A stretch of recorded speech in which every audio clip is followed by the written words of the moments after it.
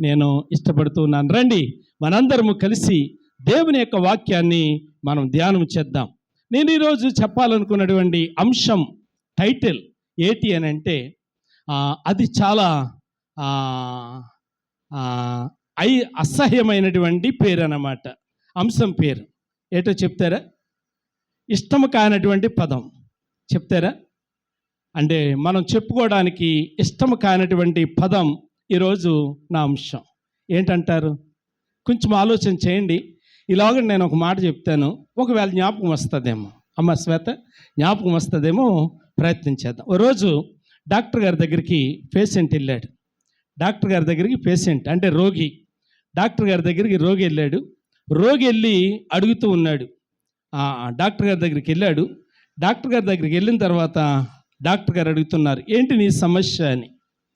రోగి చెబుతూ ఉన్నాడు, నిన్న మధ్యాహ్నం నుండి కడుపులో విపరీతమైనటువంటి మంట. ఎంత మంట అంటే నేను చచ్చిపోతానేమో అన్నంత మంట కడుపులో ఉంది అని చెప్తా ఉన్నాడు. డాక్టర్ గారు ప్రారంభంలో చెప్పినటువంటి మాట సరిగ్గా వినలేదు, మళ్ళీ అడుగుతున్నాడు, ఎప్పటి నుంచి ఈ మంట అని చెప్పి. రోగి చెప్తా ఉన్నాడు, నిన్న మధ్యాహ్నం నుంచి అని అన్నాడు. డాక్టర్ గారు అడుగుతూ ఉన్నారు, ఏం తిన్నావు నిన్న మధ్యాహ్నం? ఏమీ తినలేదు అన్నాడు. రాత్రి ఏమి తిన్నావు?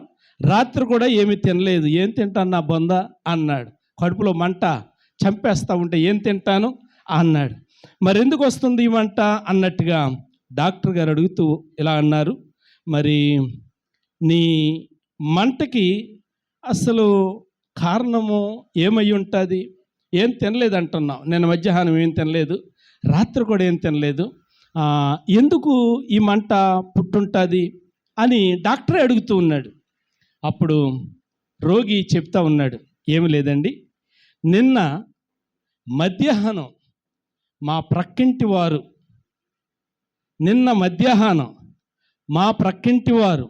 ఒక కారు కొనుక్కున్నారు. ఏం కొనుక్కున్నారమ్మా? కారు కొనుక్కున్నారు. అప్పటి నుంచి స్టార్ట్ అయింది. ఏంటది? మంట. దేవుని స్తోత్రం కలిగిన గాక. అంటే దీనికి ఇంకో పదం జోడించి, పర్యాయ పదం జోడించి చెప్తారేమైనా? అమ్మా రైట్, మంచిది, దేవునికి మహిమ కలుగును గాక. ఈరోజు నేను చెప్పాలనుకున్నటువంటి అంశం పేరేటి అని అంటే అసూయ. ఏటమ్మా? అసూయ. ఇది చెప్పుకోవడానికి అంత ఇష్టమైన పదం కాదు కదా. ఈ పదం మనకిష్టం లేనటువంటి పదం. ఈ పదం మనం మెచ్చుకోనటువంటి పదం. ఈ పదమును బట్టి ప్రియులారా దేహంలో ఏమాత్రము కూడా సంతోషం ఉండదు. ఎవరికి సంతోషం ఉండదు. ఇద్దరు వ్యక్తులు అవతల వ్యక్తి గురించి చెప్పుకుంటారు, దానికి ఒళ్ళంతా అసూయే, దానికి ఒళ్ళంతా కుల్లే అని. ఇద్దరు వ్యక్తులు మూడో వ్యక్తి గురించి చెప్పుకుంటారు. ఎవరి గురించి చెప్పుకుంటారు అని అంటే నా గురించి. అంటే రైట్, నా గురించి కూడా చెప్పుకుంటారు. ఎప్పుడు? నేను అలాంటి పనులు చేస్తున్నప్పుడు, నేను అలాగూ ఉన్నప్పుడు. కాబట్టి దేవుని యొక్క గ్రంథంలో నుండి కొన్ని విషయాలు నేను జ్ఞాపకం చేస్తూ ఉన్నాను. ఎవరిని ఉద్దేశించి కాదు, నేర్చుకోవడానికి ఉపయోగపడే విషయాలు, సరి చేసుకోవడానికి ఉపయోగపడే విషయాలు, ప్రియులారా ఆరోగ్యానికి మేలు చేసే విషయాలు, కొన్ని విషయాలు నేను జ్ఞాపకం చేయాలి అని చెప్పి నేను ఇష్టపడుతూ ఉన్నాను. నేను మొన్న డాక్టర్ గారి దగ్గరికి వెళ్ళాను. డాక్టర్ గారు నాకు కొంచెం ఫ్రీగా ఉంటారు, ఫ్రెండ్లీగా ఉంటారు. మలికిపురం కేర్ హాస్పిటల్లో డాక్టర్ గారు ఫ్రీగా ఉంటారు. కాబట్టి కొంచెం ఆరోగ్యపరమైన విషయాలే కాకుండా బయట విషయాలు కూడా ఆయన అడుగుతూ ఉంటాడు, మాట్లాడుకుంటూ ఉంటాం. ఒక మాట చెప్పారు పాస్టర్ గారు, ఎవరైనా కావచ్చు, మనుషులకి పాదశుద్ధి అనేది చాలా ప్రాముఖ్యమండి అన్నారు. ఏ శుద్ధమ్మ? పాదశుద్ధి. ఎందుకండి అన్నాను. ఆరోగ్యానికి ముంగుర్తు అన్నారు. పాదశుద్ధి దేనికంట? ఆరోగ్యానికి ముంగుర్తు అన్నారు. కాబట్టి అలాగూ దేవుని యొక్క వాక్యం కూడా కొన్ని విషయాలు మనం జ్ఞాపకం చేస్తుంది. ఏ విషయాలు జ్ఞాపకం చేస్తుందో రండి కొన్ని విషయాలు మనం జ్ఞాపకం చేసుకుందాం. బైబిల్ గ్రంథములో నుండి యోబు గ్రంథం 5వ అధ్యాయము, యోబు గ్రంథం 5వ అధ్యాయము 2వ వచనం చదువుకుందాం. అమ్మా, దౌర్భాగ్యమును గూర్చి ఏడ్చుట వలన మూఢులు నశించెదరు, బుద్ధి లేని వారు బుద్ధి లేని వారు చెప్పాలి. బుద్ధి లేని వారు చదవాలమ్మా. స్వప్న, బుద్ధి లేని వారు అసూయ వలన చచ్చెదరు. చదవడని లేఖనాన్ని దేవుడు దీవించునుగాక. ప్రార్థన చేద్దాం. పరిశుద్ధుడైన మా తండ్రి, గనుడైన మా ప్రభువా, నీ కొందనాలు, స్తోత్రాలయ్యా. ఈ మధ్యాహ్న కాల సమయంలో మరొక్క పర్యాయము నీ పక్షాన నిలబడ్డానికి ఇచ్చిన కృపకై నీ కొందనాలు. పలకబడి ఏ మాట కూడా ప్రభువా నాయన సంఘానికి కానీ నీకు కానీ ప్రభువా మరి తక్కువ చేసేదిగా ఉండకుండా, మహిమ తెచ్చేదిగా, సంఘానికి దీవెన తెచ్చేదిగా, ఆరోగ్యకరమైన ఉపదేశం సంఘానికి దాయిచ్చేయండి. నిలబడుతున్న నిష్ప్రయోజకుడిని మీరు వాడుకోండి. యేసు నామమున అడుగుచున్నాను తండ్రి, ఆమేన్. హల్లెలూయా, హల్లెలూయా. రెండో లైన్ అందరూ కలిపి చదవండి. రెండో లైన్, బుద్ధి లేని వారు అసూయ వలన చచ్చెదరు. వినండి ప్రియా దేవుని బిడ్డలారా, నేను కొన్ని పాయింట్స్ వైజ్ చెప్తాను. నేను ఈ అసూయకు పెట్టినటువంటి మొదటి పేరు ఏంటంటే, నిశ్శబ్ద అగ్ని. ఈ నేను పెట్టిన మొదటి పేరు ఏంటంటే అమ్మ, నిశ్శబ్ద అగ్ని. అగ్ని గుండం కనబడుతూ ఉంటుంది, అగ్ని పర్వతాలు కనబడుతూ ఉంటాయి, అగ్ని పర్వతాలు అప్పుడప్పుడు పేలిపోతూ ఉంటాయి, అగ్ని పర్వతాలు అప్పుడప్పుడు పేలిపోతూ ఉంటాయి. పేలిపోవడానికి ముందు ఆ పర్వతము లోపల ఏం రగులుతుంది? అగ్ని రగులుతూ ఉంది. అగ్ని రగులుతూ ఉంది, కానీ బయటికి కనపడదు అమ్మ, బయటికి కనపడదు అగ్ని. ఇటుకామలో మన ప్రాంతాల్లో మనం బాగా చూస్తూ ఉన్నాం. ఇటుకామలు వేసేటప్పుడు లోపల ఆ ఇటుక ఎర్రగా రావాలి అని అంటే లోపల ఏం మండుతుంది? అగ్ని మండుతుంది. బయటికి కనపడుతుందా? బయటికి మాత్రం పొగ మాత్రమే కనబడుతుంది. ఆమె బయటికి పొగ మాత్రమే కనబడుతుంది, కానీ లోపల ఏం మండుతుంది? అగ్ని మండుతూ ఉంటుంది. ఈ అగ్ని ఏం చేస్తూ ఉంది అని కనుక ఆలోచన చేస్తే, ఈ అగ్ని ఏం చేస్తుంది అని అంటే పర్వతాలను బద్దలు కొట్టేస్తుంది, ఇటుకాములను మట్టిని ఎర్రగా చేస్తుంది. ఇప్పుడు కాకుండా కొంచెం మా చిన్నతనానికి వెళ్తే ఇంట్లో వాడుకునే ప్రతి వంటకు సంబంధించిన ప్రతి వస్తువు కూడా, సామాగ్రి కూడా మట్టితో చేసినవి. కూరకు కావచ్చు అమ్మ, కూరకు కావచ్చు, నీళ్ళు కాసుకోనకు కావచ్చు, దాపుకు కావచ్చు, గింజకుండ కావచ్చు, జల్లిముగుడు కావచ్చు, కారం వేసుకోనకి రుత్తు కావచ్చు, ఇవన్నీ కూడా చల్లకుండ కావచ్చు, ఇవన్నీ కూడా మట్టితో చేయబడినవి. అయితే ఇవి మనకు ఉపయోగించుకోవడానికి ఎలాగో అర్హమైనవి అని అంటే అగ్నిగుండములు వేసి దాన్ని కాల్చినప్పుడు అది ఉపయోగకరమైన పాత్రగా మారినాయి. దేవునికి స్తోత్రం కలిగిన గాక. అయితే నేను జ్ఞాపకం చేస్తూ ఉన్నాను, ఈరోజు మన అంశం ఏంటంటే అసూయ. అసూయకు నేను పెట్టినటువంటి పేరు నిశ్శబ్ద అగ్ని, అంటే శబ్దము లేకుండా కాల్చేసే అగ్ని అన్నమాట. అండి, హడావుడి లేకుండా కాల్చేసే అగ్ని. ఏ విధమైనటువంటి ఆర్భాటం లేకుండా పాడు చేసే అగ్ని. దేనిని అని కనుక ఆలోచన చేస్తే బైబిల్ పండితులు జ్ఞాపకం చేస్తూ ఉన్నారు, అది మనలను గురించే జ్ఞాపకం చేస్తూ ఉన్నాడు. ఎందుకు ప్రియా దేవుని బిడ్డలారా మనుషులు చచ్చిపోతున్నారు అని అంటే ఎక్కువ శాతం దేని వల్ల చచ్చిపోతున్నారు అని అంటే అసూయ వల్ల చచ్చిపోతున్నారంట. దేనివల్ల? అసూయ వల్ల. అసూయ ఏం చేస్తుంది అని కనుక ఆలోచన చేస్తే బైబిల్ గ్రంథాన్ని మనం చదువుతూ ఉన్నప్పుడు, బైబిల్ గ్రంథాన్ని మనము ధ్యానం చేస్తూ ఉన్నప్పుడు బైబిల్ గ్రంథంలో జ్ఞాపకం చేస్తుంది, అసూయ అంట ఎముకలను కొరికేస్తుందట. ఏంటండి? ఎముకలను కొరికేస్తుందట. మనం చచ్చిపోయిన తర్వాత మనల్ని సమాధి చేస్తారు కదా, సమాధి చేసినప్పుడు మనము కబ్రస్థానానికి అంటే శ్మశాన భూమికి మనం వెళ్ళినప్పుడు మనం తవ్వుతూ ఉన్నప్పుడు కొన్ని ఎముకలు మనకు బయటపడుతూ ఉంటాయి. దేహం అంతా కుళ్ళిపోతుంది, దేహం అంతా పాడైపోతుంది, తినేస్తుంది మట్టి. ఆ తర్వాత ఎముకలు కూడా, కొన్ని ఎముకలు అన్నీ కూడా ఇంచుమించు ఆ దేహంలో ఉన్నటువంటి చాలా ఎముకలు అన్నీ కూడా మట్టి తినేస్తుంది. ఒక కపాలము, చేతులు యొక్క ఈ భాగము, కాళ్ళు యొక్క ఈ భాగం మాత్రమే మట్టిలో కొంచెం ఎక్కువ కాలం ఉంటాయి. ఎందుకనంటే ఇవి తినటానికి మట్టికి టైం పడుతుంది, కొన్ని సంవత్సరాలు, దీర్ఘకాలం, ఇంచుమించు 10 సంవత్సరాలు టైం పడుతుంది. కానీ అసూయకి మట్టి తినలేని, పురుగులు తినలేని ఎముకల్ని ఎవరు తినేస్తారంట? అసూయ తినేస్తుందట. వినండి నా ప్రియమైనటువంటి దేవుని బిడ్డలారా, ఈ అసూయను బైబిల్ పండితులు ఏమన్నారంటే ఇది ప్రాణాంతక లక్షణం అన్నారు అండి. ప్రాణాంతక లక్షణం అన్నారు. ఇది ప్రియులారా బయట నుంచి వచ్చే శోధన కాదు, బయట నుంచి వచ్చే బలహీనత కాదు. ఇది లోపల పుట్టే, అంతరంగములో పుట్టి నిశ్శబ్దంగా దహించి వేసి ప్రాణాంతకమైన విషము అన్నారు. దేన్ని? అసూయని. కాబట్టి నా ప్రియమైనటువంటి దేవుని బిడ్డలారా, ఇందాక రోగి అన్నట్టుగా పక్కోళ్ళు ఏమైనా కానీ హెలికాప్టర్ కొనుక్కున్నా, కారు కొనుక్కున్నా, విమానం కొనుక్కున్నా, ప్రియులారా వాళ్ళు ఏమైనా కానీ మనం సంతోషించాలి. దేవునికి స్తోత్రం. నీ అంతరంగము సంతోషించాలి. నీ పొరుగు వారిని బట్టి, నీ ప్రక్క వారిని బట్టి ప్రియులారా నీ మనస్సు ఏమాత్రం కూడా కుంగిపోకూడదు. నీ పక్కోడు చదువుకుంటున్నాడు అని అంటే నువ్వు పొంగిపోవాలి. నీ పక్కోడికి ఉద్యోగం వచ్చిందంటే నువ్వు పొంగిపోవాలి. నీ పక్కోడు దీవించబడుతూ ఉన్నాడంటే నువ్వు పొంగిపోవాలి. నీ పక్కోడు ఇల్లు కట్టుకుంటున్నాడంటే నువ్వు పొంగిపోవాలి. నీ పక్కోడు విదేశాలకు వెళ్తూ ఉన్నాడంటే నువ్వు పొంగిపోవాలి. దేవునికి స్తోత్రం కలగను గాక. ఎందుకు అంటే మా నాన్నగారు చెప్పేవారు, రే బాబు పక్కోడి కోసం మనం ఎప్పుడూ ప్రార్థన చేయాలరా అంటూ ఉండేవారు.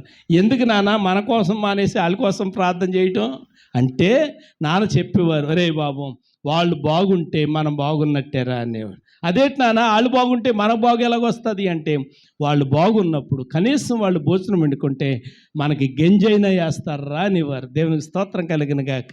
అందుకే నా చిన్నప్పుడు నేను ఇంటింటికి వెళ్ళినప్పుడు అడిగేవాడిని, బొవ్వ అడిగేవాడిని కాదు. బొవ్వ వండుకున్నారా అని అడిగేవాడిని, కానీ బొవ్వ అడిగేవాడిని కాదు. వండుకున్నాము అని అంటే గంజేయమని అడిగేవాడిని. ఎందుకు?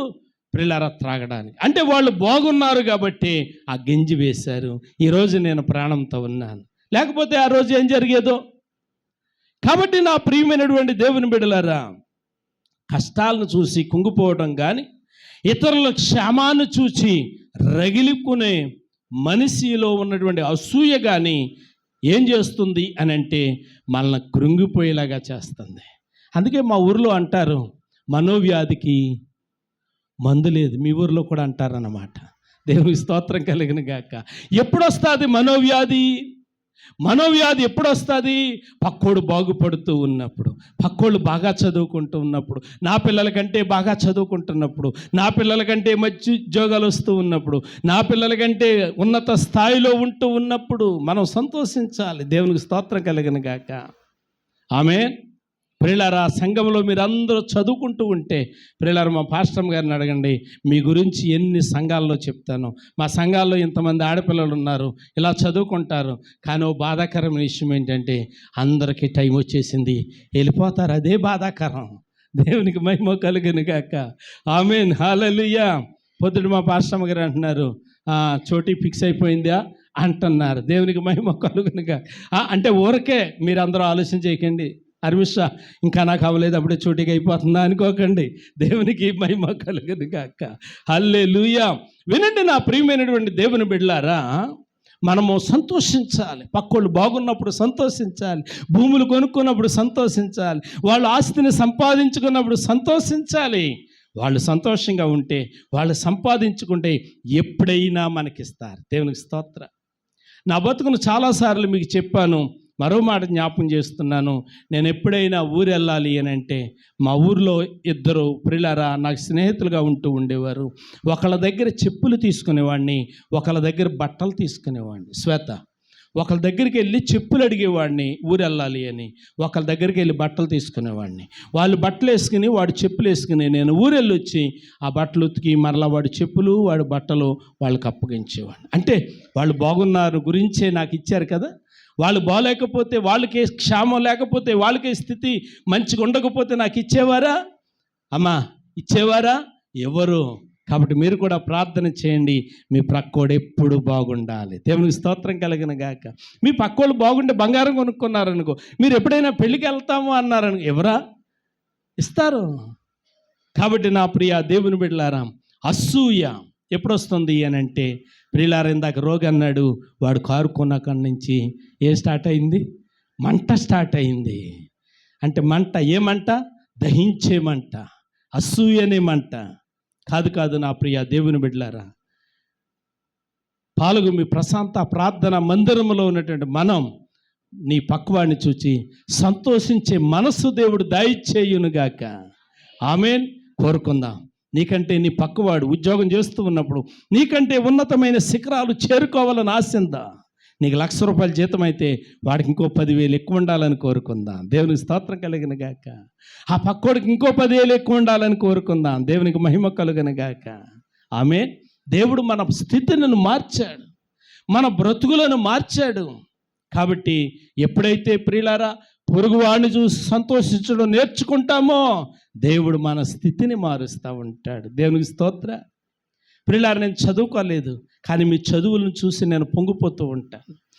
నేను ప్రియులారా విద్యాభ్యాసం చేయలేదు, కానీ మీరు చదువుకున్నట్టు మీ చదువులను చూసి నేను అక్కడక్కడ చెప్పుకొని ఏదో నా పిల్లలే చదివేసుకున్నట్టుగా నేను పొంగిపోతూ ఉంటాను. దేవునికి స్తోత్రం కలుగును గాక. చెప్తూ ఉంటాను, ఇదిగో ఫలానా వాళ్ళు ఫలానా దిక్కునున్నారు, ఫలానా వాళ్ళు ఫలానా దిక్కునున్నారు, మొన్న ఇలాగా అఖిలబాబుకి వచ్చింది, లేకపోతే మొన్న ఇలాగా సంకీర్తనకు వచ్చింది, లేకపోతే మొన్న ఇలాగా దీపికకు వచ్చింది చెప్పుకుంటూ ఉంటాను. నా బిడ్డల కాదే. ఎందుకు చెప్పుకుంటూ ఉన్నాను? ప్రియులారా, వాళ్ళ క్షేమము నా క్షేమమునకు కారణం. ఆమె వాళ్ళ క్షేమము నా క్షేమమునకు కారణం. ప్రియులారా, ఇందాక జ్ఞాపకం చేశాను, వాళ్ళు బాగున్న గురించి, వాళ్ళకి ఉద్యోగాలున్న గురించి నన్ను కూడా వారు చూసి జ్ఞాపకం చేసుకుని మా దైవజనుడు కూడా బాగుండాలి. ఆమె మా దైవజనుడు కూడా క్షేమంగా ఉండాలి. వారికి ఉన్నటువంటి మనస్సును బట్టి నేను ప్రభుని స్తుతిస్తూ ఉన్నాను. కాబట్టి అసూయ వలన ఏం జరుగుతుందంట? బుద్ధి లేని వారు అసూయ వలన చచ్చెదరు. అంటే బతుకుంటారు, ప్రాణం పోదు, బ్రతికే ఉంటారు, ప్రాణం ఉంటుంది, కానీ వాడి మనస్సులో ప్రియులారా ప్రాణం ఉంటుంది కానీ దేహానికి సత్తు ఉండదు. అమ్మా, ప్రాణం ఉంటుంది కానీ దేహానికి సత్తు ఉండదు. మనసంతా కుల్లే.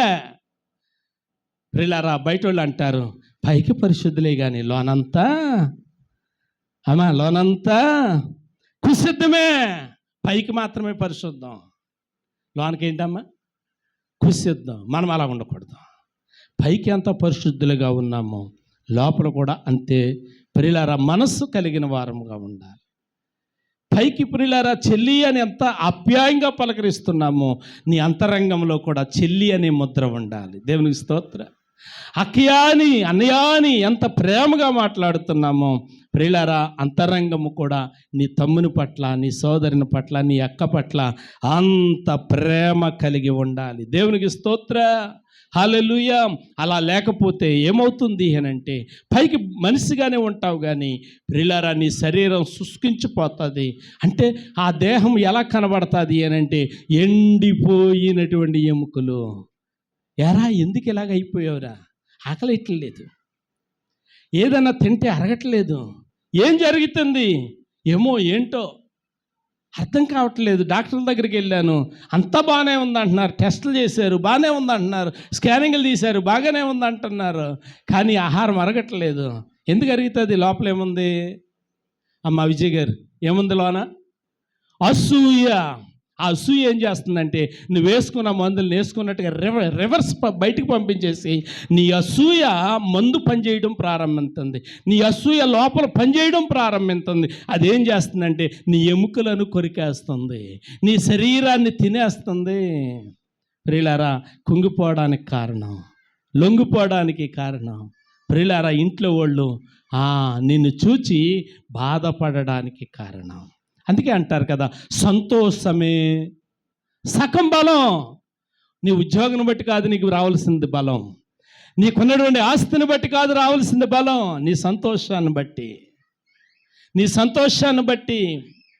కాబట్టి నా ప్రియ దేవుని బిడ్డలారా, మన మనసులో మనం ఎప్పుడు కూడా సంతోషాన్ని 100% పెట్టుకుందాం. ఏంటంటే పాస్టర్ గారు పెట్టుకునేదే నాకున్నటువంటి సమస్యలు ఇయ్యి, ఆర్థికపరమైన బాధలు ఇయ్యి, అనారోగ్యకరమైన బాధలు ఇయ్యి, లేకపోతే ఇంట్లో ఉన్నటువంటి సమస్యలు ఇయ్యి అని అనొచ్చు మీరు ప్రియులారా. ఏ విషయంలో చెప్పినా మీకంటే ఎక్కువ బాధలు నాకే ఉంటాయి. కానీ నేనంటాను ప్రియులారా, వాటన్నిటినీ కూడా మనం ప్రక్కన పెట్టేద్దాం. ఎందుకో తెలుసా?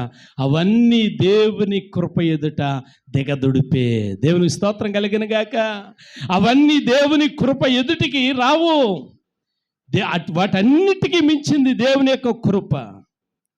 దేవుని యొక్క కృప ఎప్పుడైతే మన మీద ఉంటుందో అన్నిటికీ చాలినటువంటి దేవుడు, పోషించడానికి చాలినవాడు, బిడ్డలను సంరక్షించడానికి చాలినవాడు, ప్రియులారా మన పిల్లలకి మంచి భవిష్యత్తును ఇవ్వడానికి చాలినటువంటి వాడు. కాబట్టి నా దేవుని బిడ్డలారా, అసూయ వలన జనులు ఏమైపోతారు అని అంటే శుష్కించిపోతారు. అసూయ వలన ఆరోగ్యం ఉండదు, అసూయ వలన సంతోషం ఉండదు. అసూయ వలన ప్రియమైనటువంటి దేవుని బిడ్డలారా, రోజు రోజుకి అతడు దిగజారిపోతాడు. అతనిని బట్టి కుటుంబంలో కూడా నెమ్మది ఉండదు. కాబట్టి మనము ఒంటరిగా ఉన్నప్పుడు కానీ 10 మందిలో ఉన్నప్పుడు కానీ ప్రియులారా 10 మంది క్షేమం గురించి ఆలోచించి సంతోషించాలి. కానీ వాడు బాగుపడిపోతున్నాడు, నాకంటే చిన్నోడు, నాకంటే ఏమీ లేనోడు, ఆడు చూడు ఎలా ఎదిగిపోయాడు, ఆడు వ్యాపారం పెట్టేసాడప్పుడేని, ఆడు కంపెనీ పెట్టేసాడప్పుడేని, ఆడు కొయిటకి వెళ్ళిపోయేటప్పుడేని, ఆడు బండి కొనేసాడప్పుడేని. కాదు నా ప్రియా దేవుని బిడ్డలారా, దేవుడు నిన్ను దీవించునుగాక. చెప్పండి, మీ పొరుగు వారితో చెప్తున్నాను ఆ మాట చెప్పండి. మీ పొరుగు వారిని మీరు మనసులో పెట్టుకుని చెప్పండి, దేవుడు నిన్ను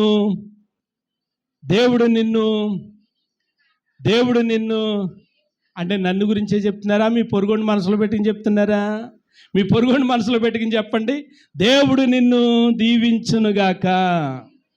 ఎప్పుడైతే ప్రియా దేవుని బిడ్డలారా అంతరంగంలో నీ పొరుగువాని క్షేమము నువ్వు ఆలోచన చేస్తావో, నీ పొరుగువాని క్షేమము నువ్వు ఆలోచన చేస్తావో, అతని క్షేమము నీ క్షేమమునకు కారణమవుతుంది. దేవునికి స్తోత్ర. కాబట్టి నా ప్రియమైనటువంటి దేవుని బిడ్డలారా, అసూయ అనేది అది నిశ్శబ్దమైనటువంటి అగ్ని. నెమ్మది లేకుండా చేసేస్తుంది, సమాధానం లేకుండా చేసేస్తుంది. 10 మందిలో పెళ్లిలో కూర్చుంటాం కానీ నిన్ను ఒంటరి చేసేసి ఎవరినితో మాట్లాడినవ్వదు నీ అసూయ. ఎందుకు? నేను నార్మల్ బట్టలు వేసుకొచ్చాను, అది చూడు పట్టు బట్టలు కట్టుకొచ్చింది, అయ్యి బాబోయ్. నేను మామూలు బట్టలు వేసుకొచ్చాను, ఆడు సఫారీ వేసుకొచ్చాడు. నేను మామూలు బట్టలు వేసుకొచ్చాను, ఆడు సూట్ వేసుకొచ్చాడు. నేను 100 రూపాయలు చెప్పులు వేసుకొచ్చాను, ఆడు 1000 రూపాయలు చెప్పు, అయ్యి బాబాయ్. కాదు నా ప్రియ దేవుని బిడ్డలారా, మనము సంతోషించే వారంగా ఉండాలి. అందుకు అపోస్తలుడైన పౌలు ఫిలిప్పీ పత్రికలు అంటాడు, ఆనందించండి. మరలా చెప్పుదును, అబ్బా ఆనందించటం వలన ఆరోగ్యం విస్తరిస్తుంది. దేవునికి స్తోత్ర, హల్లెలూయా. రెండో మాట జ్ఞాపకం చేస్తాను. సామెతల గ్రంథం 14వ అధ్యాయము 30వ వచనం. సామెతల గ్రంథం 14:30. అమ్మా, సాత్వికమైన మనస్సు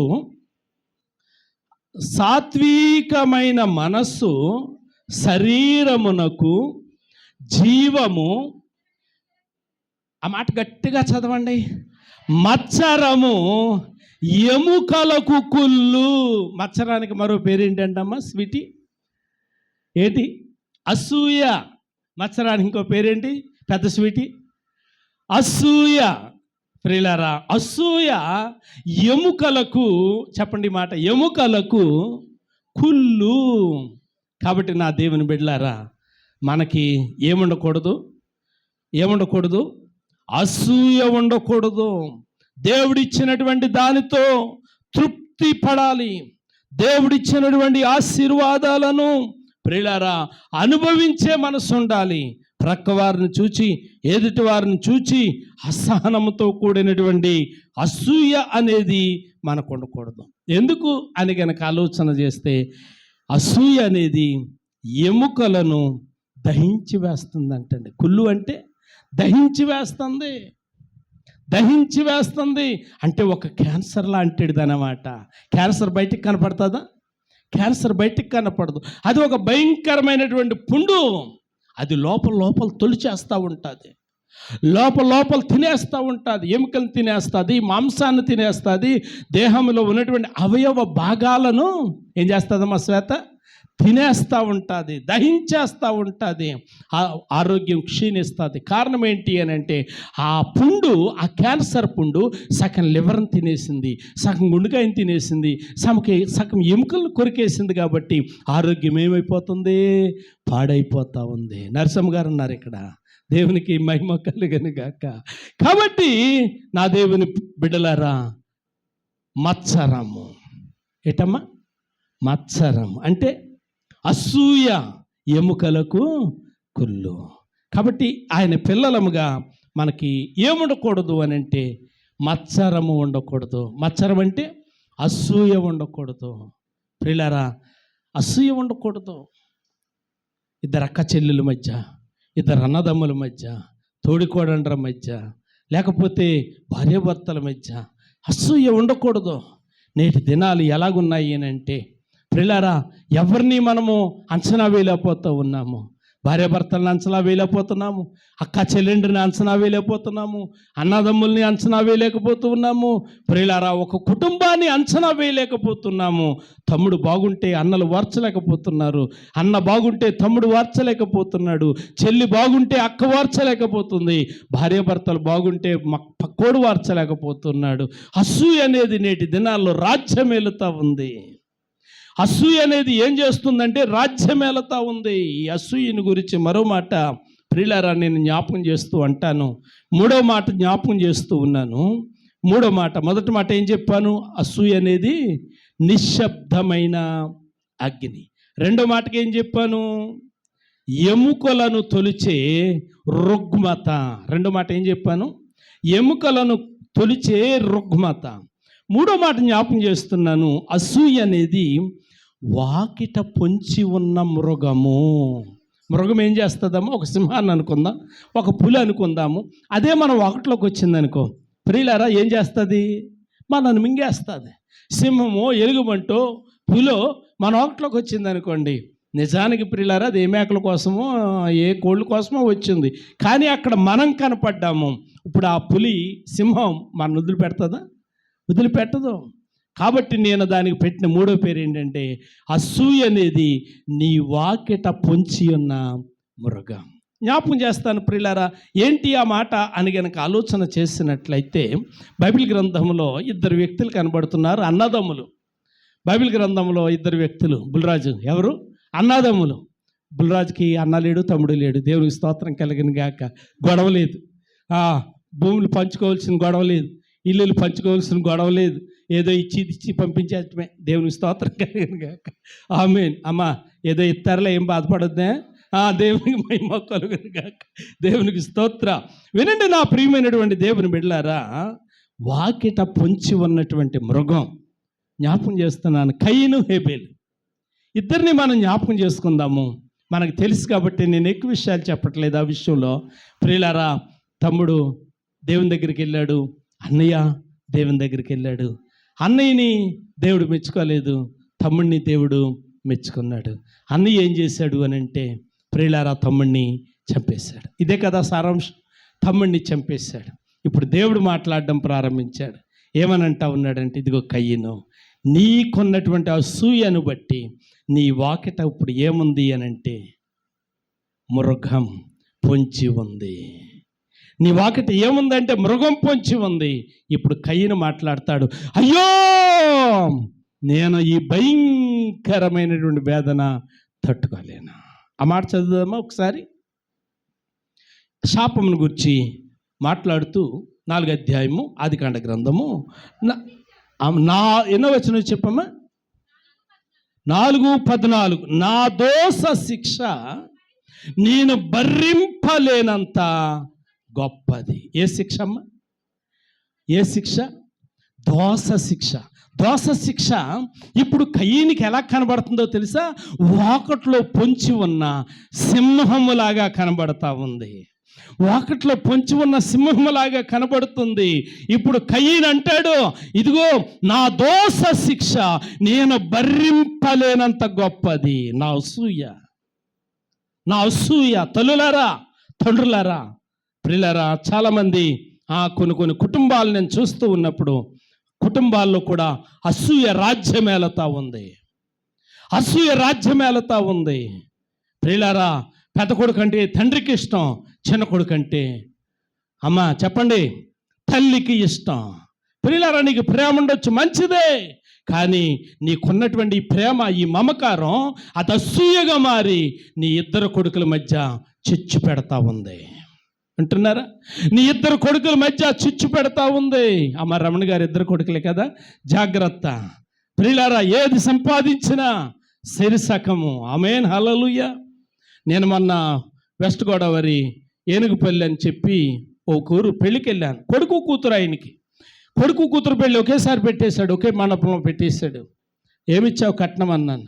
ఆయన అంటున్నాడు, కొయిట్ గల్ఫ్ సౌరులు చేశాడు, కొంచెం దేవుని మహాకృపను బట్టి సంపాదించుకున్నాడు.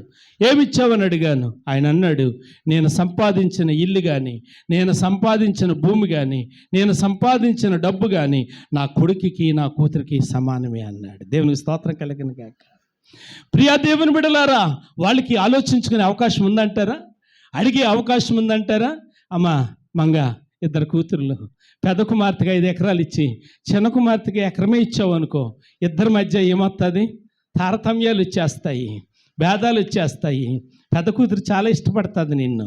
5 ఎకరాలు ఇచ్చావు కదా, మరి చిన్న కూతురికి ఎకరమే ఇచ్చావు అనుకో. ప్రియులారా, అప్పుడు ఆ నోటి నుండి వచ్చే మాటలు వినాలి. ఎవరి నోటంట? ఎకరం ఇచ్చుకున్న వాళ్ళ నోటంట. కాబట్టి నా దేవుని బిడ్డలారా, అందరూ తల్లులు జాగ్రత్త గమనించాలి. ప్రేమ పంచటములో కూడా ప్రియులారా స్వార్థము ఉండకూడదు. డబ్బు విషయంలోనే కాదు, ప్రేమను పంచటంలో కూడా అండి, ప్రేమను పంచడంలో కూడా. మా అమ్మ నన్ను మా తమ్ముడిని కొంచెం వేరువేరుగా చూసేది. కారణం ఏంటంటే, కోయిట్లో ఉన్నాడు తమ్ముడు రత్నరాజు. ఆడికి ఆశ ఎక్కువ, కానీ ఏమీ తినలేడు, తాగలేడు. నాకు ఆశ లేదు, కానీ నేను అన్నీ తినేస్తాను, అన్నీ తాగేస్తాను. ఆడికి నాకు ఒకేసారి స్ఫోటకం వచ్చింది. ఏం కావాలరా అని అడిగేవారు మా నాయన. ఆడేదేదో చెప్పేసేవాడు, అన్నీ పట్టుకొచ్చేసేవారు. నన్ను అడిగేవారు, నేనేది చెప్పేవాడిని కాదు, అలాగే ఉండేవాడిని.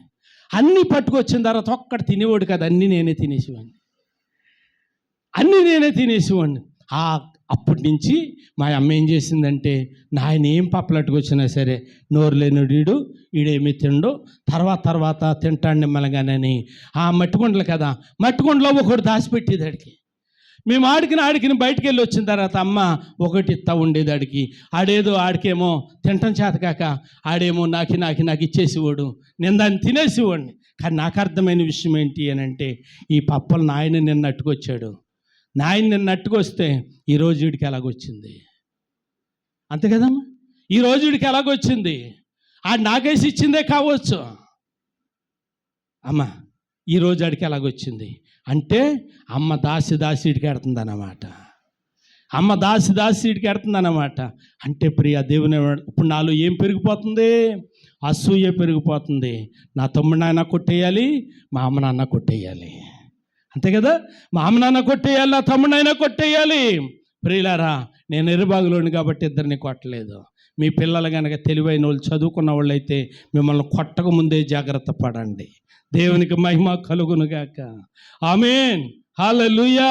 వినండి నా దేవుని బిడ్డలారా, ప్రేమను పంచటంలో పక్షపాతము వద్దు. నీకున్నదేదో నీ బిడ్డలకి సమానంగా పెట్టు, నీకున్నదేదో నీ బిడ్డలకి సమానంగా పంచు. దేవునికి స్తోత్రం కలిగిన గాక. ప్రియులారా, ఇప్పుడు అన్నయ్యకి ఎవరి మీద వచ్చిందమ్మా? తమ్ముడి మీద వచ్చింది. హేబేలు మీద కయ్యనికి కోపం వచ్చింది, చంపేశాడు, అయిపోయింది అక్కడతోటి. ప్రియులారా, దేవుడు చూచాడు, మనల్ని కూడా దేవుడు చూస్తూ ఉన్నాడు. మనం పడే అసూయని దేవుడు చూస్తాడు, మనం చేసే కార్యాలను దేవుడు చూస్తాడు. ప్రియులారా, ఓ మాట చెప్పమంటారా? యాకోబు యాసావుల్ని మనం ఆలోచన చేస్తే, నిజానికి వాళ్ళు శత్రువులు అయ్యడానికి కారణం ఎవరమ్మా? వాళ్ళు శత్రువులు అవ్వడానికి కారణం తల్లిదండ్రులే కదా. నాన్న అన్నాడు, రే పెద్దోడా ఇలా రారా, నీకు దీవెనలన్నీ ఇచ్చేస్తాను. అడవికి వెళ్ళి ఓ మంచి దుప్పుని అటాడి వండికి రారా, తినేసి చచ్చిపోకముందు దీవించి ఇచ్చేస్తాను రా అంటే, నాకున్నదంతా నీకు ఇచ్చేస్తాను రా అన్నాడు. తల్లి అన్నది, ఏమనాలి? ఏమండి, ఏంటి మీరు మాట్లాడుతున్నారు? ఇది న్యాయమా మీకు? ఇద్దరు మీ పిల్లలు కాదా? ఇద్దరు మీకు పుట్టిన వారు కాదా? పెద్దోడితో అలా చెప్పారు, మరి చిన్నోడి విషయం ఏంటి? అడగొద్దా? గద్దించొద్దా? బుద్ధి చెప్పొద్దా? ప్రియులారా, ఆ ఇస్సాకు నిజం అనుకుందాం ప్రియులారా, అంత జ్ఞానం లేదేమో ఈమెకి. ప్రియులారా, ఎత్తుకు పై ఎత్తు పన్నినటువంటి తల్లి చెప్పొద్దా? మాట్లాడొద్దా? వినండి, అప్పుడప్పుడు మా పాస్టమ్ గారు కూడా చెప్తూ ఉంటారు, అది అలా కాదండి ఇలాగండి. ఒక్కోసారి వింటాను, ఒక్కోసారి మర్చిపోతూ ఉంటాను. చెప్పాలి. ఆ చెప్పుంటే అన్నదమ్ముల మధ్య వైరం వచ్చేది కాదేమో. ఆమేన్. ప్రియులారా, తల్లి అన్నది, రేయ్ మీ డాడీ పన్నిన ఎత్తుకు పై ఎత్తు నేను పన్నుతాను. మీ డాడీ అడవులోకి వెళ్ళమన్నాడు కానీ నువ్వు దొడ్లోకి వెళ్ళరా, పట్రారా, నీ ఒళ్ళు మీద కప్పేస్తాను రా, నీ కొండ ఇచ్చేస్తాను రా, నువ్వు అట్టుకెళ్ళి ఇచ్చేయిరా అన్నది. చేశాడు లేదా? చేశాడు. ఏమైంది? శాపం. ప్రియమైనటువంటి దేవుని బిడ్డలారా, ఇద్దరికి మధ్య గొడవ, ద్వేషం, అసూయ రగిలిపోయింది. కాబట్టి అన్నయ్య తమ్ముడిని చంపేశాడు. దేవుడు చూచాడు. దేవుడే శపిస్తూ ఉన్నాడు. ఇప్పుడు అంటాడు 4:14లో, ఏమంటాడమ్మా? 4:14లో, నా దోష శిక్ష నేను భరింపలేనంత గొప్పది. అసూయ ఏం తెచ్చింది అనంటే, నీ మీదకి దోషం తెచ్చింది. అసూయ నీ మీదకి శిక్ష తెచ్చింది. అసూయ ప్రియులారా, దేవునికి నిన్ను అసహ్యునిగా చేసింది. నేను సుమన్ టీవీలో ఒక సన్నివేశం చూశాను. సుమన్ టీవీలో ఒక తల్లి వృద్ధాశ్రయంలో ఒక తల్లి ఇంటర్వ్యూ ఇస్తూ ఉంది. ఒక తల్లి ఇంటర్వ్యూ ఇస్తూ ఉంది. ముగ్గురు కొడుకులు ఆవిడకి ఉన్న ఆస్తిని కొడుకులకు పంచేసి, భర్త చనిపోయిన తర్వాత కొడుకులు చూడలేదని ఉన్న ఆస్తిని కొడుకులకు పంచేసి ఒక భాగం తాను ఉంచుకుని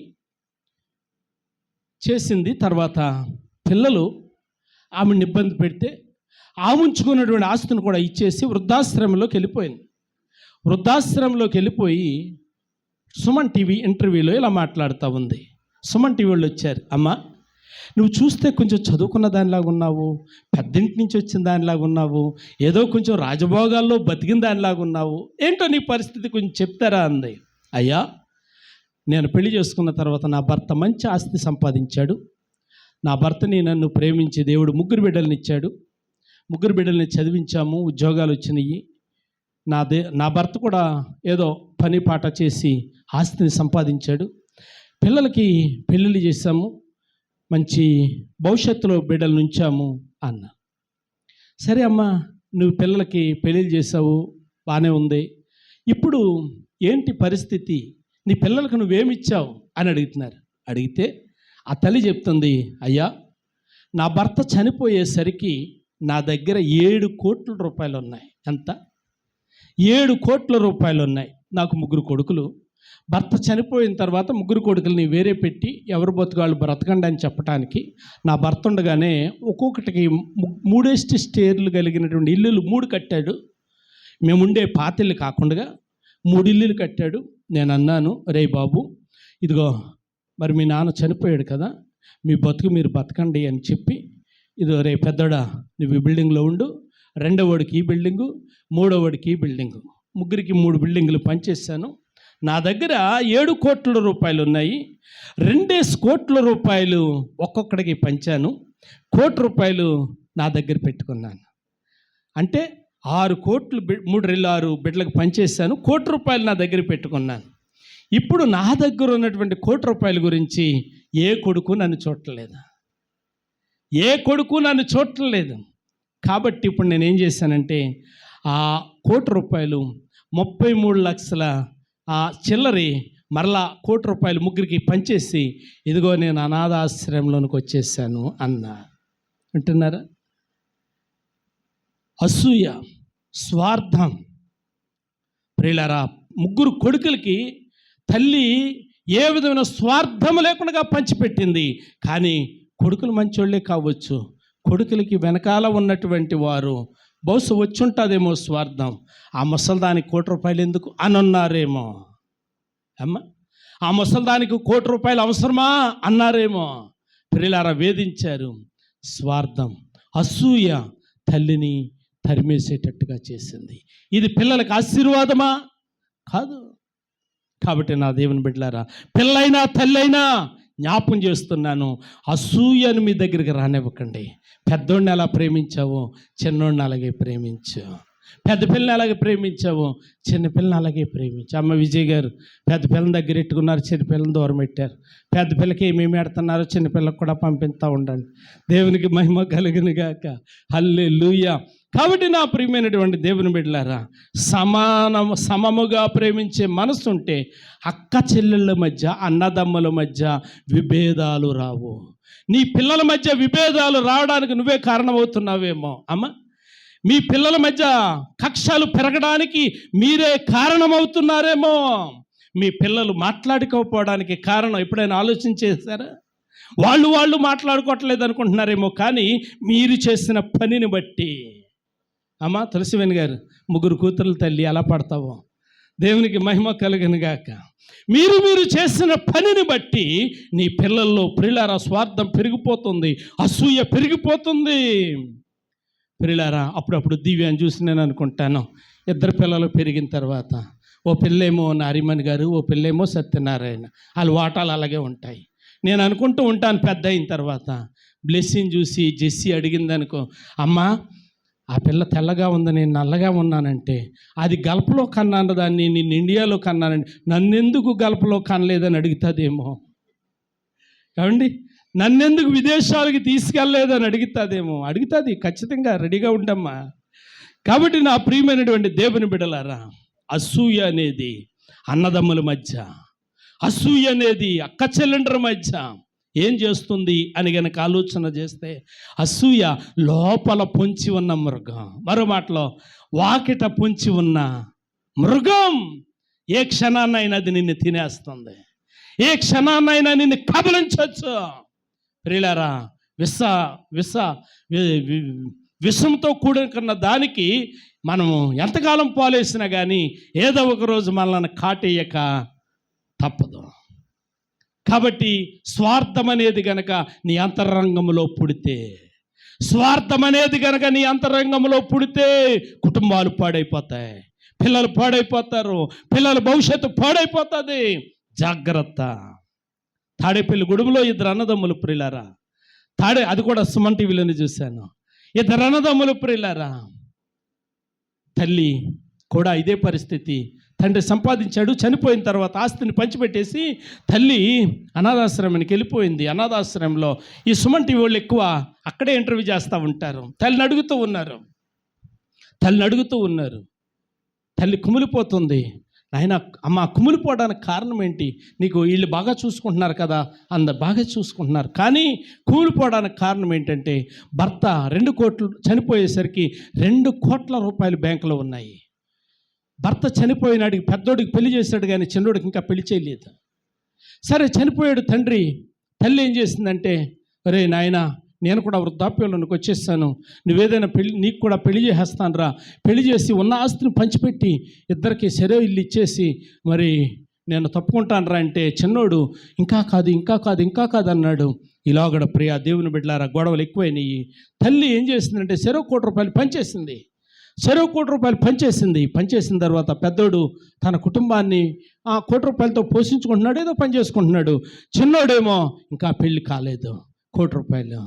ప్రియులారా, ఇప్పుడు పెద్దోడు భార్య అంటుందంట, ఏమండి, పెళ్లి పెడాకులు లేవాడికి ₹1,00,00,000 ఎందుకండి? అన్నాడంట, రేపు పెళ్లి చేసుకోడా అన్నాడట. అంటే ప్రియా దేవుని బిడ్డలారా, వదనన్నదట, అంటే పెద్దోడు భార్య అన్నదట, అది నాకు అనవసరం, ఆస్తిని మీరు తెస్తారా లేదా అన్నదట. చాలా కాలం గొడవలైనవి అంట. చాలా కాలం గొడవలైతే ప్రియులారా, ఇంకొక రోజున భార్య గొడవ తట్టుకోలేక తమ్ముడి దగ్గరికి వెళ్ళి అన్నాడు, ఒరే, జగ్గర్పేట సెంటర్లో మంచి సినిమా ఆడుతుంది, వెళ్దాంరా అన్నాడట. తమ్ముడు మురిసిపోయాడు. జగ్గర్పేట సినిమాకి తీసుకెళ్ళాడు. సినిమాకి వెళ్ళకముందు ప్రియులారా, హోటల్కి తీసుకెళ్ళాడు. కడుపు నిండా తినిపించాడు, కడుపు నిండా తాగించాడు, బాగా తాగాడు, బాగా తిన్నాడు. ప్రియులారా, సినిమాకి వెళ్ళారు, సినిమా చూశారు, సినిమా చూసేసి వచ్చేస్తా ఉన్నారు. తమ్ముడు డ్రైవింగ్ చేస్తూ ఉన్నాడు, సంతోషపడిపోతున్నాడు. చాలా దినాలుగా ఇద్దరు మాట్లాడుకోవట్లేదు కదా, చాలా సంతోషపడిపోతూ ఉన్నాడు. ప్రియులారా, అన్నయ్య మనసులో ఉన్నటువంటి ఆలోచన ఆడికి ఆవిడే కనబడుతుంది. ఆవిడ అన్న మాటలే వినబడుతున్నాయి, గింగిరలు తిరుగుతూ ఉన్నాయి మాటలు. ప్రియులారా, తమ్ముడికేమో బండి నడుపుతూ ఉన్నాడు, కానీ అంతరంగం అంతా కూడా సంతోషం. నా అన్నయ్య ఈరోజు నేను నోట్లోకి తీసుకెళ్ళాడు అంటే ఆడికేమీ లేక కాదు సుమా, ప్రేమ ఆప్యాయతను బట్టి పొంగిపోతూ ఉన్నాడు. నా అన్నయ్య నేను నోట్లోకి తీసుకెళ్ళాడు, చక్కగా భోజనం పెట్టించాడు, ఏదో కొంచెం మందు కూడా ఇప్పించాడు అని పొంగిపోతూ అన్నయ్యతో మాట్లాడుకుంటూ ఉన్నాడు. అన్నయ్యకు ఉన్నటువంటి ఆలోచన ప్రకారము ముందుగానే ప్రియులారా సిద్ధపాటు చేసుకుని ఒక కత్తి తెచ్చుకున్నాడు. బండి నడుస్తూ ఉండగా వెనకాల ప్రియులారా వీపులో డొక్కలో పొడిచేశాడు. ప్రియులారా పొడిచేస్తే బండి మీద నుంచి కింద పడిపోయారు, ఇద్దరు పడ్డారు. అరుస్తూ ఉన్నాడు, అన్నయ్య ఎందుకు చేసావు ఈ పని అంటే, ఇది సంగతి, ఇది మీ వదిన నన్ను పెట్టినటువంటి టార్చర్. నీ దగ్గర ఉన్నటువంటి ₹1,00,00,000 ఆస్తి నా భార్యకి కావాలి. తమ్ముడు అడుగుతూ ఉన్నాడు, అన్నయ్య ₹1,00,00,000 కాదు, నాకున్నటువంటి అమ్మ నాకు ఇచ్చినటువంటి ఇల్లు కూడా నీకు ఇచ్చేస్తాను, నన్ను బ్రతికించన్నయ్య, ఇల్లు కూడా నీకు ఇచ్చేస్తాను, నన్ను బ్రతికించన్నయ్య అని ప్రాధేయపడతా ఉన్నాడు. కొంతమంది సహకారంతో ఆసుపత్రికి తీసుకెళ్లారు. ఆసుపత్రిలో తుది ప్రాణాలు విడిచాడు. ప్రియులారా, అన్నదమ్ముల మధ్య ఇంత శత్రుత్వం, ద్వేషం రావడానికి కారణం ఏంటి? తల్లి చేసినటువంటి పని బాగానే ఉంది, కానీ వదిన చేసినటువంటి పని ఏమైంది అని కనుక ఆలోచన చేస్తే ఇద్దరు అన్నదమ్ముల మధ్య శత్రుత్వాన్ని పెంచేసింది. నా ప్రియ దేవుని బిడ్డలారా, జాగ్రత్త. కుటుంబాల వ్యవస్థ జాగ్రత్త. కుటుంబాల్లో దేవుడు మిమ్మల్ని ప్రేమించి, మా టైంలో అయితే డజను ఉండేవాళ్ళు. మా తాతలు అయితే 14 మంది, 10 మంది మగోళ్ళు, 4 ఆడోళ్ళు. 10 మంది మగోళ్ళు, 4 ఆడోళ్ళు, ఇంకా 5 ఆడోళ్ళు ఉన్నారు. ప్రియులారా, మగోళ్ళు అందరూ కంప్లీట్ అయిపోయారు. దేవునికి మహిమ కలుగును గాక. మీకు ఇచ్చినటువంటి సంతానం విషయంలో, మాట విషయంలో, ప్రేమ విషయంలో, ఆస్తి పంపకాల విషయంలో సమానంగా పంచిపెట్టండి. ఏమండి, నేను ఇప్పుడు ఈ కొడుక్కి ఎక్కువ ఇస్తాను, వచ్చే చిన్నోడికి రేపు ఇంకొంచెం సంపాదించేస్తాను అనుకోకండి. వచ్చిన తర్వాత పంచిపెడదురు, కానీ ఉన్న మట్టికి ప్రియులారా ఏదైతే ఉందో సమానంగా ఇవ్వండి. దేవునికి మహిమ కలుగును గాక. రాజుగారికి ఒక్కడే, దాస్ గారికి ఒక్కడే గొడవ లేదు. దేవునికి మహిమ కలుగును గాక. ఆమేన్. కాబట్టి నా ప్రియమైనటువంటి దేవుని బిడ్డల, అసూయ ఏం చేస్తుంది అని గనక ఆలోచన చేసినట్లయితే కుటుంబ వ్యవస్థ పాడు చేసేస్తుంది. మరో మాట చెప్పమంటారా? ప్రియులారా, 4వ మాట జ్ఞాపకం చేస్తున్నాను. కనికరమును చంపిన అసూయ. అసూయకు మరో పేరు ఏం పెట్టాను నేను? కనికరము. అంటే ఈ అసూయ ఏం చేస్తుంది అంటే, కనికరం అనే పదాన్ని చంపేస్తుంది. యోసేపును గురించి మనం ఆలోచన చేస్తే, వారి అన్నదమ్ములను గురించి మనం ఆలోచన చేస్తే, ప్రియులారా, తండ్రి ఇచ్చినటువంటి ఆదికాండ గ్రంథం 37వ అధ్యాయంలో తండ్రి ఇచ్చినటువంటి ఆ వస్త్రమును గురించి దేవుడు యోసేపును ప్రేమించి కలలో దర్శనంలో ఇస్తూ ఉంటే, తమ్ముడు చెబుతూ ఉంటే, అన్నలకి తమ్ముడి మీద ఏం పుట్టింది? అసూయ పుట్టి ప్రియులారా, తమ్ముడిని కొట్టి గుంటలో తోస్తూ ఉన్నప్పుడు ఏం మర్చిపోయారు? కనికరమును మర్చిపోయారు. అరే, మా 10 మంది కంటే చిన్నోడు కదా ఈడు 11వ కదా, ఈడు చిన్నోడు కదా అన్నటువంటి కనికరాన్ని మర్చిపోయారు. ఏం మర్చిపోయారమ్మా? కనికరమును మర్చిపోయారు. కనికరమును మర్చినటువంటి అసూయ. నిజంగా ప్రియులారా, రక్త సంబంధాన్ని మర్చిపోయినటువంటి అసూయ. నిజంగా ఆ అసూయను యోసేపు గనక మనసులో పెట్టుకుంటే అన్నల పరిస్థితి ఏమైపోయినమ్మా? జాగ్రత్త. యోసేపు గనక ఆ గుంటలో తోయబడిన సంగతి కానీ, కొట్టిన సంగతి కానీ, వారు హింసించిన సంగతి కానీ, తండ్రికి చెప్పిన అబద్ధము సంగతి కానీ యోసేపు మనసులో పెట్టుకుంటే అన్నల పరిస్థితి ఏమైపోయినమ్మా? తింటాక గతి లేక ప్రియులారా ఇబ్బంది పడుతురు. కానీ అన్నలు ఏం మర్చిపోయారు? కనికరమును మర్చిపోయారు. సమయం అవుతుంది, ఇంక వాక్యాలు చెప్పట్లేదు, సందర్భాన్ని నేను జ్ఞాపకం చేస్తూ ఉన్నాను. 5వ మాట జ్ఞాపకం చేస్తున్నాను. ఐదో మాట, అహంకారాన్ని అల్లిన అసూయ. ఐదో మాట ఏంటమ్మా? అహంకారాన్ని అల్లిన అసూయ. బుట్టలు వెళ్తూ ఉంటారు, లేస్తోటి వెళ్తూ ఉంటారు, తాటేకులతో వెళ్తూ ఉంటారు, ఏతాకులతో వెళ్తూ ఉంటారు, ఇంకా ప్లాస్టిక్ రకరకాలుగా అల్లుతూ ఉంటారు. అంటే అల్లినటువంటి వాడు అది ఏదైనా కావచ్చు, అల్లేదానికి ఒక రూపాన్ని తీసుకొస్తాడు కదమ్మా. పువ్వులు అల్లేవాడు దానికి ఒక రూపాన్ని తీసుకొస్తాడు. జగ్గరపేటలో పువ్వులు వెళ్తూ ఉంటాడు, మనతో మాట్లాడుతూనే ఉంటాడు, గిరగిర గిరగిర తిప్పేస్తూ ఉంటాడు, పిల్లల దండ అయిపోతూ ఉంటుంది. అల్లుతూ ఉంటాడు, ప్లాస్టిక్ అల్లుతూ ఉంటాడు, పిల్లల బుట్టలు అల్లుతూ ఉంటారు, చాట్లు అల్లుతూ ఉంటారు, మేదరోళ్ళు గడబద్దలతో అల్లుతూ ఉంటారు. వాళ్ళు చేతులు తిరగడం చూస్తూ ఉంటే ఏళ్ళ ఏంటా అన్నట్టు అనిపిస్తూ ఉంటారు, తెగల్లేస్తూ ఉంటారు. అయితే వాళ్ళు బ్రతకడానికి పిల్లారా కుల వృత్తుల ప్రకారము బుట్టలోళ్ళు బుట్టలు వెళ్తున్నారు, తట్టలు వెళ్తున్నారు, పువ్వులోళ్ళు పువ్వులు వెళ్తున్నారు. కానీ బైబిల్ గ్రంథంలో పిల్లారా, బైబిల్ గ్రంథంలో ఎస్తేరు గ్రంథంలో 7వ అధ్యాయంలో ఒక ఆయన ఉన్నాడు. ఆయన పేరు హామాను. ఆయన పేరేంటమ్మా? హామాను. హామాను ఏమల్లాడు అని అంటే అహంకారాన్ని అల్లాడు. అహంకారాన్ని అల్లి ఎదరోని చంపేయాలని ఆడుదొడ్లోని ఏం సిద్ధం చేశాడు? ఉరికొయ్యని సిద్ధం చేశాడు కదండి. ఉరికొయ్యని సిద్ధం చేశాడు. ఎవరిని చంపేయాలని? పక్కోని చంపేయాలని, ఎదురోని చంపేయాలని. ఆడ అహంకారం ప్రియులారా, ఆ ఉరికొయ్యి మీద ఎవరు చచ్చిపోయారు?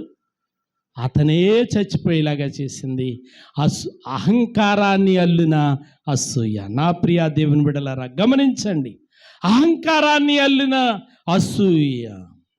ప్రియులారా మరో మాట జ్ఞాపకం చేస్తున్నాను, సింహాసనమును మింగేసిన అసూయ. దేని మింగేసింది? పామంట చందమామని మింగేస్తుందంట. చందమామనా సూర్యుడినా? చందమామ ఎక్కడా, సూర్యుడు ఎక్కడా?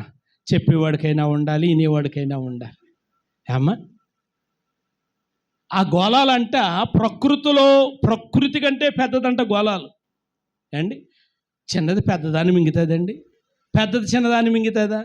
సరే, ఇప్పుడు ఈ చిన్నది పెద్దదాన్ని మింగేసినట్టు అహంకారము సింహాసనాన్ని మింగేసిందంట. అహంకారం ప్రియులారా, దావీదు సౌలుకి అహంకారం ఎక్కడొచ్చింది అంటే సంగములు పాట పాడుతున్నారు. దావీదుకు 10,000 కొలది, సౌలుకు 1,000 కొలది. ఏమొచ్చేసింది? సౌలుకి అసూయ వచ్చేసింది. అసూయ వస్తే ప్రియులారా, దేవుడు మెచ్చినటువంటి దావీదును చంపాలనుకున్నాడు. దేవుడు మెచ్చిన ఆ దావీదును చంపాలని అసూయను పెంచుకున్నాడు. అర్థం కాని విషయం ఏంటంటే అతని సింహాసనాన్ని కోల్పోయాడు. అర్థం కాని విషయం ఏంటంటే అతని సింహాసనాన్ని కోల్పోయాడు. సౌలు ఎలా చచ్చిపోయాడు అని అంటే చరిత్ర ఏం చెప్తుందంటే తన ఇశ్రాయేలీయులు ఓడిపోతూ ఉంటే సౌలు అన్నాడు, రే ఫిలిష్తీయులు యుద్ధానికి వస్తున్నారు, మన సైన్యం ఓడిపోతుంది, సున్నత లేని వాళ్ళ చేతిలో చచ్చిపోవడం కంటే రే పనోడా నువ్వే నన్ను పొడిచి చంపేరా అన్నాడు. ఇప్పుడు పనోడు గడగడలాడిపోతూ పనోడు చంపడానికి ఇష్టపడలేదు. అప్పుడు సౌలు ఏం చేశాడు అని అంటే, దావీదు ప్రియులారా 10,000 కొలది వర్ధిల్లుతూ ఉంటే నా రాజ్యం పతనమైపోతుంది, ఈ పతనాన్ని నేను తట్టుకోలేనని చెప్పి కత్తి తిరగేసి భూమిలోకి వచ్చి ప్రియులారా ఆ కత్తి మీద పడిపోయాడు. కారణం, పడిపోవడానికి కారణం ఏంటి? అసూయ ఏం చేసింది అంటే సింహాసనాన్ని మింగేసింది. నేను ముగించే ముందు నేను జ్ఞాపకం చేస్తూ ఉన్నాను, తల్లులారా, తండ్రులారా, తమ్ముళ్ళారా, అక్కలారా, బిడ్డలారా, మీ అందరూ కూడా ఇంచుమించులో కింద కూర్చున్న వారు నాకంటే చిన్నవారే, ప్రేమించి జ్ఞాపకం చేస్తున్నాను, మీ దరిదాపుల్లో ఏం కనబడకూడదు? అసూయ కనబడకూడదు. ఏముండకూడదమ్మా? అసూయ కనబడకూడదు. ప్రియులారా, మీరు పాడైపోతున్నారు అని అంటే ఎదుటోళ్ళు అనుకుంటారు లోపల ఏదో కుళ్ళుందో, దీనికి లోపల ఏముంది? కుళ్ళుంది. కాబట్టి అది మనకి కనబడకూడదు. తల్లులైతే ప్రియులారా, దేవుడు మిమ్మల్ని ప్రేమించి మీకు ఇచ్చినటువంటి సంతానం విషయంలో, బిడ్డల విషయంలో జాగ్రత్త. అక్క చెల్లెండ్రు జాగ్రత్త, అన్నదమ్ములు జాగ్రత్త. నాకంటే మా చెల్లి తెల్లగా ఉంది, నాకంటే మా తమ్ముడు తెల్లగా ఉన్నాడు, వీడితోటి నేను స్నేహం చేయకూడదు. కాదు, నా ప్రియ దేవుని బిడ్డలారా, నీ చెల్లి బాగుంటే, నీ అక్క బాగుంటే నీకే ఘనత కదా. నీ చెల్లి బాగా చదివితే నీకే ఘనత కదా. నీ అక్క బాగా చదివితే నీకే ఘనత కదా. నీ అన్న ప్రియులారా వీళ్ళందరూ కూడా పొగుడుతూ ఉంటే నీకే ఘనత కదా. కదా అమ్మా, కాదా? మన బిడ్డల్ని ఊరోళ్ళు పొగుడుతూ ఉంటే నాకు ఘనత కదా. కాబట్టి నా దేవుని బిడ్డలారా జ్ఞాపకం చేస్తున్నాను, ఏ పదాన్ని దరిజారనియకూడదు, అసూయ అనే పదాన్ని దరిజారనియకూడదు. అసూయ అనేది ఏం చేస్తుందంటే మింగేస్తుంది, కాల్చేస్తుంది, పిల్లరా కుటుంబ వ్యవస్థను పాడు చేసేస్తుంది. అసూయను దరిదాపుల్లో కూడా రానివ్వకండి. అసూయ కుటుంబాన్ని పాడు చేయటమే కాదు, మనల్ని కూడా పాడు చేసి మన ఎముకల్ని తినేస్తుందట. అమ్మ, మా ఇద్దరు కొడుకులు నీకు దేవునికి మహిమ కలుగును గాక. ఇద్దరిని సమంగా ప్రేమించు. ఇద్దరికి ఒకే క్యారేజ్ ఎట్టు, ఒకటి గుడ్డేసి ఒకటి గుడ్డేయకుండా ఎట్టుకో. దేవునికి మహిమ కలుగును గాక. అంగన్వాడీ అయ్యమ్మ గారు అందరికీ సమానంగా ఎట్టండి. ఒకరికి గుడ్డేసి ఒకరికి గుడ్డి ఎండబెట్టకండి. దేవునికి మహిమ కలుగును గాక. హల్లెలూయా. టీచరమ్మ గారు వందనాలు. టీచరమ్మ గారు మీ చేతిలో బోల్డ్ మంది పిల్లలు ఉంటారు, మిమ్మల్ని నమ్మి తల్లిదండ్రులు పంపిస్తూ ఉంటారు. అందరి బిడ్డల మీద ఒకే మనసు ఉండాలి. తల్లులారా, దేవుడు మీకు ఇచ్చినటువంటి బిడ్డల విషయంలో కూతురైనా కొడుకైనా అది ఏ సంతానమైనా కానీ లింగభేదం లేకుండా ప్రేమ సమముగా పంచాలి. ఆమేన్. ప్రియులారా, మనకున్నది సమముగా పంచాలి. అప్పుడే కృపగలిగిన దేవుడు నిన్ను దీవిస్తాడు, నీ కుటుంబాన్ని దీవిస్తాడు, నీ యొక్క ఆస్తిని దీవిస్తాడు. నీకున్నటువంటి ప్రియమైనటువంటి దేవుని బిడ్డలారా సమస్తమైనటువంటి వాటి మీద ఆయన కనికరము ఉంటుంది. కాబట్టి ప్రియమైనటువంటి దేవుని బిడ్డలారా, నేను జ్ఞాపకం చేస్తూ ఆఖరిగా జ్ఞాపకం చేస్తున్నాను. ప్రథమలో చెప్పుకున్న మాట ఏంటో చెప్తారా? యోబు గ్రంథం బుద్ధి లేని వారు అసూయ వలన చచ్చేదారు. బుద్ధి ఉన్న వాళ్ళు అందరూ దేవుని స్తోత్రం చెప్పండి. హల్లెలూయా. బుద్ధి అంటే నా భాషలో నేను చెప్పాలనుకున్న మాట ఏంటంటే, నేను నా సంతానాన్ని సమముగా ప్రేమిస్తాను. ఆమేన్. నేను నాకు ఇచ్చిన బిడ్డల్ని సమముగా ప్రేమిస్తాను. అది కూతురైనా కొడుకైనా. ఆమేన్. దేవునికి మహిమ కలుగును గాక. తల్ల వంచండి, కన్నులు ముద్దాం. ఒక్క మాట ఆలోచించండి. నీ బిడ్డల మధ్య వైరం పెరగడానికి కారణం ఏంటి? నీ బిడ్డల మధ్య శత్రుత్వం పెరగడానికి కారణం ఏంటి?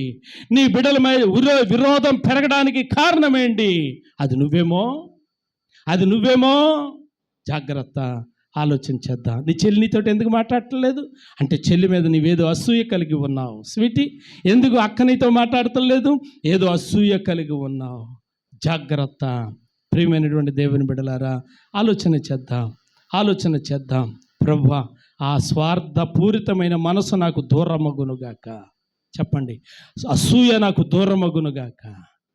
చెప్పండి దేవునితో కొద్దిసేపు మాట్లాడండి. నా తమ్ముడిని నేను ప్రేమిస్తాను, నా అక్కని నేను ప్రేమిస్తాను, నా తల్లిదండ్రులు నేను ప్రేమిస్తాను, నాకు ఇచ్చినటువంటి తోబుట్టువులు నేను ప్రేమిస్తాను, నాకు ఇచ్చినటువంటి బిడ్డలు ఒకరైనా ఇద్దరిని సమముగా ప్రేమిస్తాను. పరిశుద్ధుడైన మా తండ్రి, గనుడానికి వందనాలు. అనుగ్రహించినటువంటి వర్తమానం బట్టి నీకు స్తోత్రాలు అయ్యా. ఈరోజు మీరు ఇచ్చిన వర్తమానమును బట్టి నీకు వందనాలు. అనేక కుటుంబాల్లో అసూయ రాజ్యమేలుతూ కుటుంబ వ్యవస్థ పతనమైపోతూ ఉంది నా ప్రభువా. పతనమైపోతున్నటువంటి కుటుంబాలలో శాంతినిచ్చి, నెమ్మదిని ఇచ్చి, సమాధానంనిచ్చి, మరలా కుటుంబాలు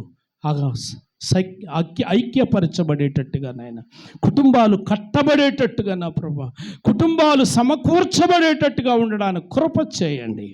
ఈ మధ్యాహ్న కాల సమయంలో మీరు ఇచ్చిన వర్తమానం కుటుంబాలకు దీవెనకరముగా మార్చండి. యేసు నామమున అడుగుచున్నాను తండ్రి, ఆమేన్. స్తోత్రం. అందరూ లేచి నిలబడదాం.